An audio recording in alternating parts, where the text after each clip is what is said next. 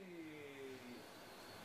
ας το πούμε έτσι, για το κοινό το οποίο δεν γνωρίζει, δεν είναι φαν της όπερας και του λυρικού θεάτρου, δεν είναι φαν αυτού του πράγματος, παίζει κατά 80% η ηθοποιία.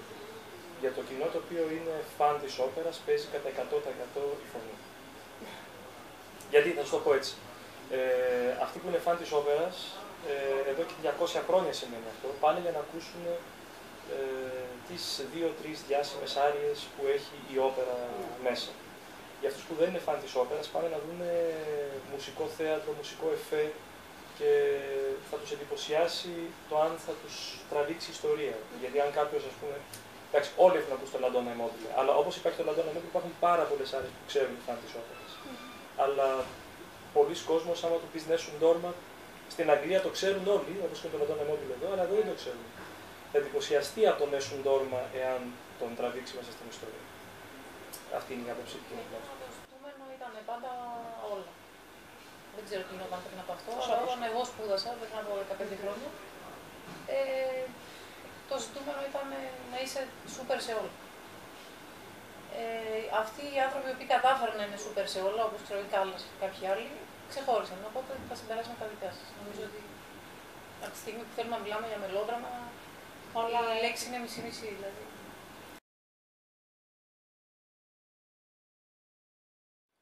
Όχι, πουθενά δεν απαιτεί υπερευμένο κοινό. Πιστεύω ότι η όπερα παγκοσμίως απαιτεί καλύτερους ρυθμιστές και καλύτερα εμπορικά. Και καλύτερους ερμηνευτές. Ναι, και καλύτερους ερμηνευτές και καλύτερο εμπορική σκέψη. Το μεγάλο πρόβλημα με την όπερα είναι ότι έχει γίνει ως επιτοπλίστων κρατικοδίαιτη. Και όταν γίνεται κρατικοδίαιτη, ο πελάτης πάβει να είναι το κοινό, άρα δεν μας νοιάζει. Τι λέει το κοινό. Λοιπόν, και αυτό ακριβώς είναι το τεράστιο πρόβλημα που υπάρχει παγκοσμίως στην όπερα. Και επειδή τώρα σιγά σιγά τα κράτη έχουν αρχίσει να λένε και ο φορολογούμενος έχει αρχίσει να λέει: κάτσε, εγώ τι πληρώνω την όπερα και ο άλλος να βγάζει δεν ξέρω και εγώ πόσες χιλιάδες ευρώ για κάτι που εμένα δεν με ενδιαφέρει. Οπότε σιγά σιγά το κράτος έχει αρχίσει να μαζεύει και να λέει, ας πούμε στην Αγγλία, λένε στο Covent Garden πρέπει κάθε χρόνο να κάνετε καινούργια αίτηση. Ενώ μέχρι και πριν από λίγα χρόνια δεν χρειαζόταν να κάνουν έτσι για να πάρουν κάθε χρόνο την επιχορήγησή του. Τώρα από εδώ και 2 χρόνια, 3, το Art Council λέει κάθε χρόνο πρέπει να πάρετε καινούργια αίτηση για να πάρετε την επιχορήγησή σας. Οπότε έχουν αρχίσει να νοιάζονται πλέον εδώ τι λέει ο φορολογούμενος. Τους έχει φτάσει. Και στην Ελλάδα επίσης η λυρική κινδύνευσε να κλείσει πολύ σοβαρά. Και εντάξει, αυτό θα πω, δεν θα πω παρακάτω. Καταρχάς δεν απαιτείται το κοινό πρέπει να το κερδίσεις. Αυτό, το νόημα αυτό που πρέπει να πω αυτό. Δηλαδή, αν είσαι μάγκας και μπορέσεις να κρατήσεις το κοινό ή να φέρεις κοινό, να φέρεις άτομα τα οποία δεν έχουν καμία σχέση με αυτό και να φύγουν και να πούνε τέλειο ήταν αυτό που είδα, τότε είσαι κερδισμένος. Δεν μπορείς να απαιτήσεις από το κοινό τίποτα. Μόνο το κοινό μπορεί να απαιτεί από σένα. Οπότε αυτό ισχύει σε όλες τις τέχνες, πιστεύω. Τις performing arts τουλάχιστον. Μπορείς να πας και να πεις απαιτώ από σένα αυτό. Δεν υπάρχει περίπτωση. Θα ήθελα να πω κάτι πάνω σε αυτό. Αυτό το εκπαιδευμένο κοινό είναι μια μόδα που ξεκίνησε πριν από περίπου 50 χρόνια. Και την ξεκίνησε συγκεκριμένα ένας άνθρωπος, και πιο πολύ ίσως. Pierre Boulez λέγεται, είναι ένας μαέστρος, ο οποίος ήταν κατά κάποιο τρόπο συνεχιστής του Σέμπερ. Και τότε το κοινό ήθελε να νιώθει ιδιαίτερο. Ήταν μια εποχή λίγο avant-garde, λίγο τέτοια κατάσταση. Και ο Pierre Boulez τότε έβγαλε μια μόδα να λέει το κοινό πρέπει να μάθει να εκτιμάει αυτό που κάνουμε, όχι εμείς να κερδίσουμε το κοινό, αλλά τότε το κοινό το ήθελε αυτό. Και αυτή η μόδα από τότε δημιούργησε όλο αυτό το μύθο του εκπαιδευμένου κοινού. Ναι, και πάνω στη φυσική του γενικότερα. Αλλά όλο αυτό απλά ξεκίνησε από εκείνη τη μόδα που δημιούργησε ένα μύθο που στην ουσία δεν έχει καμία ισχύ. Είναι σαν να λέμε η μοντέρνα περίοδος, ξέρω εγώ, δεν είναι η σύγχρονη όμως. Είναι κάτι που ήταν πριν από 30 χρόνια. Έτσι. Καταλάβατε, απλά ήθελα να συμπληρώσω αυτό γιατί υπάρχει ο μύθος του εκπαιδευμένου κοινού. Γενικά υπάρχουν πολλές παρεξηγήσεις, όχι μόνο γύρω από το industry αυτό, αλλά και γύρω και από το ίδιο το αντικείμενο. Δηλαδή, το πάμε μακριά, έρχονται μαθητές και λένε όρους, τους οποίους δεν ξέρουν καθόλου τι σημαίνουν. Οπότε, αυτό είναι μια μικρογραφία της όλης της κατάστασης. Υπάρχουν όροι και παρεξηγημένες έννοιες και σήμερα. Ναι. σε όλα τα επίπεδα, όχι μόνο στην όπερα, και στη ζωή μας γενικά. Ο κόσμος δεν ξέρει τι σημαίνουν λέξεις. Εγώ ακόμα ψάχνω να καταλάβω ακριβώς τι είναι τα σπρέτς.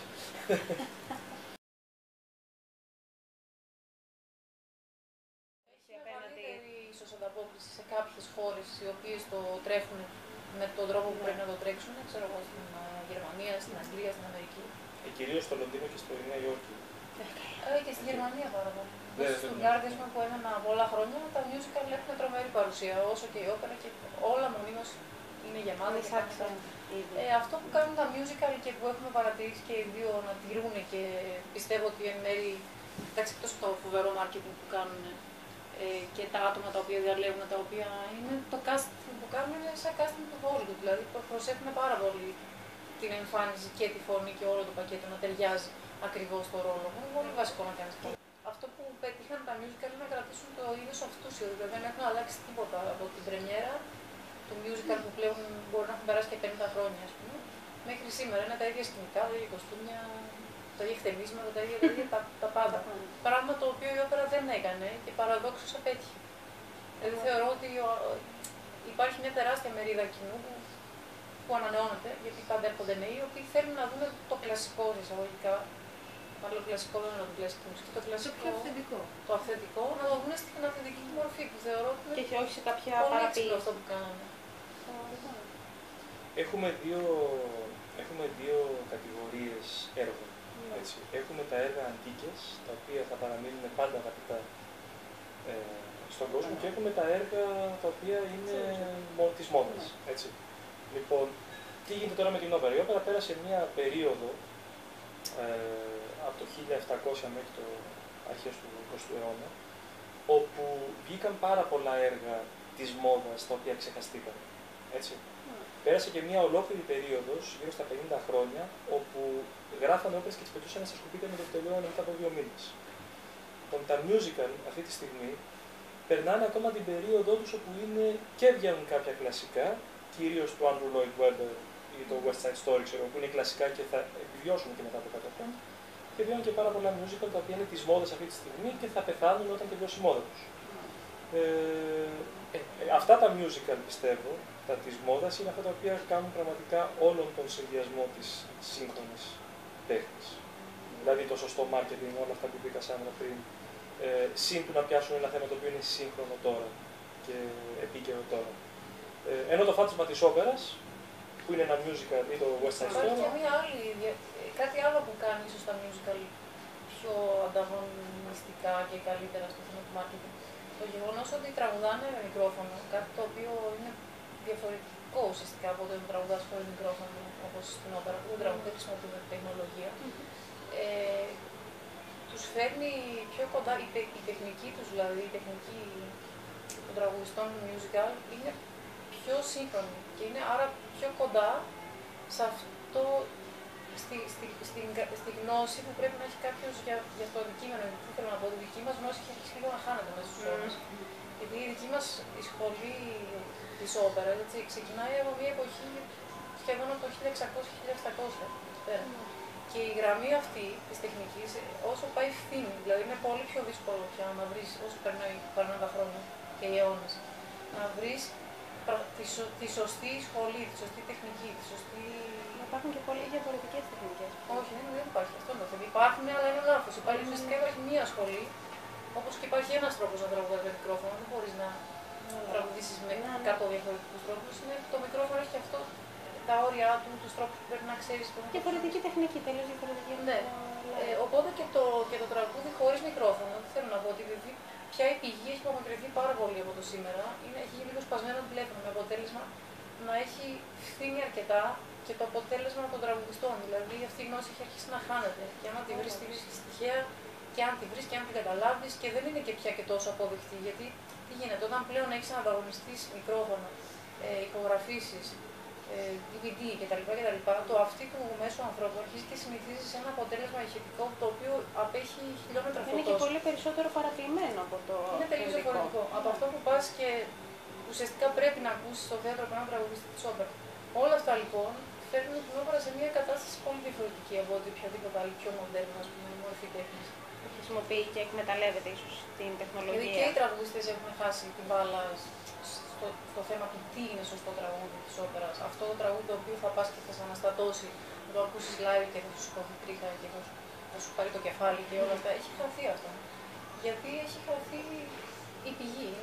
Είναι πολύ απομακρυσμένη. Δηλαδή έχει επιβιώσει σε πάρα πολύ λίγους πια. Που αν τη δείξουν, θα τη δείξουν πάλι σε λίγους και πάλι λίγους. Οπότε η μάζα, ο μεγάλος πληθυσμός των τραγουδιστών, τραγουδάει με έναν τρόπο πλέον ο οποίος ανταποκρίνεται ενδεχομένως σε αυτό που έχει συνηθίσει ο μέσος ακροατής να ακούει μέσα από το τεχνητό μέσο, τη τεχνολογία.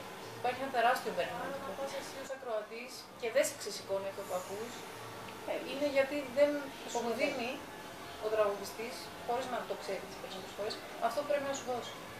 Το αυθεντικό δηλαδή. Μία παράμετρος που λέω τώρα είναι σαν να λέμε ότι είμαστε 500 χρόνια μετά και η ηχοληψία έχει χαθεί, δεν υπάρχουν πια ηχολήπτες και έχει μείνει απλά. Έχουν μείνει κάποια μηχανήματα από το 2014 και κάπως θα υπολειτουργούν αυτά σε μια τελείως καινούργια κατάσταση. Κάπως έτσι νιώθω ότι συμβαίνει σε σχέση με το τραγούδι της όπερας.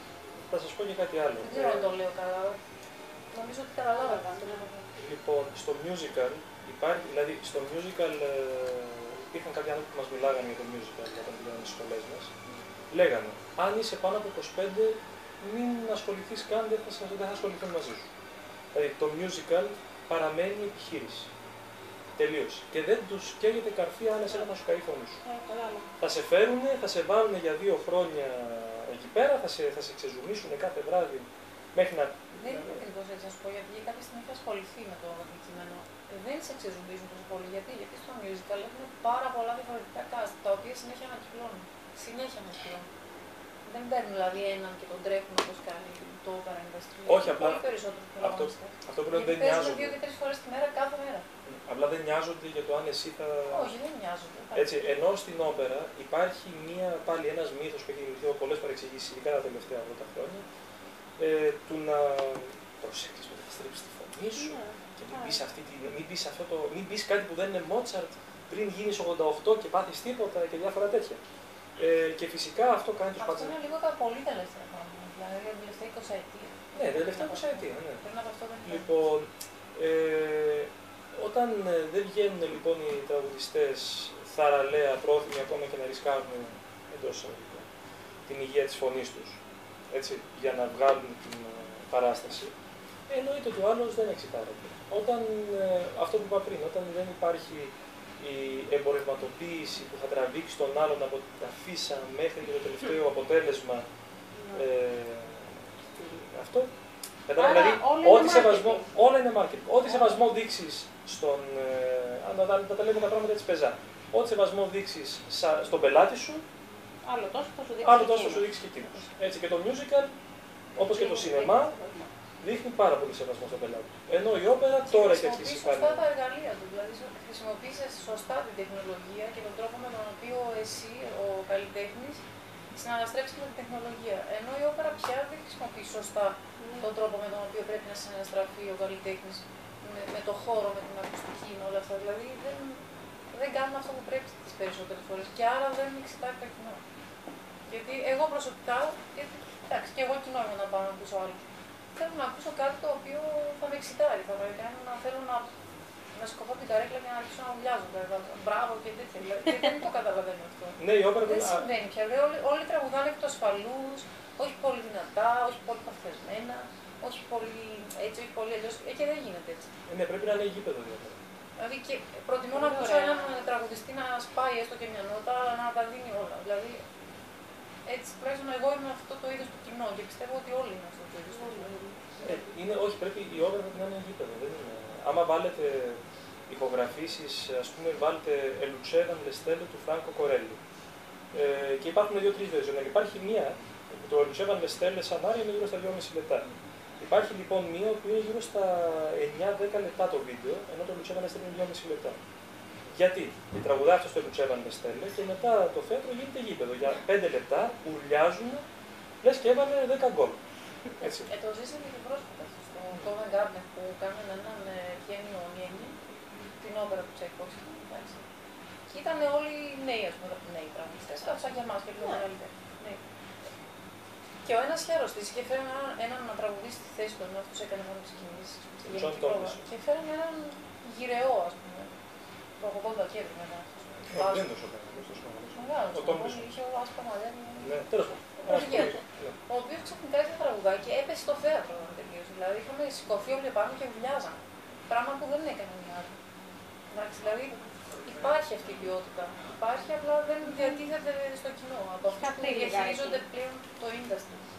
Δεν το κόβουν. Γιατί συνήθως, από ό,τι βλέπω τουλάχιστον από τα χρόνια που είμαι στον χώρο, είναι πολλά και εγώ όπως και φίλοι, είμαστε πλέον 30 χρόνια στον χώρο.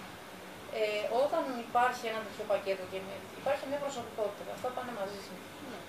Και είναι δύσκολο να διαχειριστεί τέτοιες προσωπικότητες. Είναι καλή διαχείριση ανθρώπινου δυναμικού. Αυτοί οι άνθρωποι με αυτή την ποιότητα και με αυτές τις γνώσεις έχουν και μια προσωπικότητα αλφα. Δεν είναι τόσο εύκολο να διαχειριστεί. Και αυτοί τα όλα. Εντάξει. Και από ό,τι βλέπω ότι αυτοί που πλέον είναι σε ηγετικές θέσεις και ας πούμε, διαχειρίζονται τα χρήματα ουσιαστικά, γιατί μιλάμε για πολλά χρήματα που πέφτουν σε αυτό το τομέα, είναι άνθρωποι οι οποίοι δεν έχουν καμία διάθεση να διαχειριστούν τίποτα παρά μόνο να τσεπώσουν μπροστά. Και αυτοί οι άνθρωποι προτιμούν φυσικά ανθρώπους πολύ πιο μέτριους, με πολύ πιο ήπιες προσωπικότητες, πιο